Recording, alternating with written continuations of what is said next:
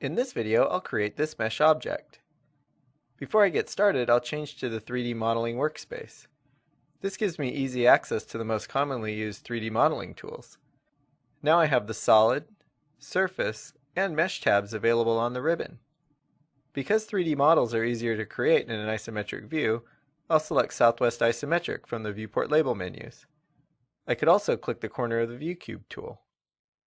Next, I'll select the wireframe visual style from the viewport label menus to make sure I can see all edges of the model. Now I'm ready to get started. First, I'll select the Mesh tab, then the dialog box launcher, and set the number of tessellation lines. Mesh objects are divided into multiple faces. I can adjust the number of faces by changing the number of tessellation lines. To create my mesh object, I'll start with a mesh primitive, in this case a mesh box. I'll draw the mesh box, giving it a length, width, and height. Next, I'll select the mesh box, right-click, and select Smooth More. I'll repeat the Smooth More command by pressing Enter 2 more times to increase the smoothness of the mesh to level 3. Now I'll reshape the mesh object. I'll hold the Control key and select the faces I want to edit.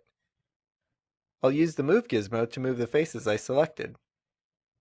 Notice the yellow highlight on the gizmo?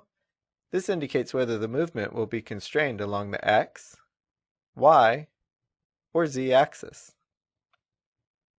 Next, I'll right-click over the Move gizmo and select Rotate gizmo to add more curve to the object. Now the yellow highlight shows the plane of rotation. I'll use Add Crease to remove the smoothness from the selected faces and create sharp edges.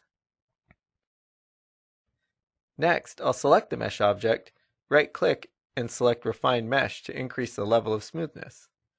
To get a better idea of how my mesh will look, I'll select the conceptual visual style from the viewport label menus. Finally, I'll hold down the Shift key and mouse wheel button while moving the mouse to orbit around my mesh object.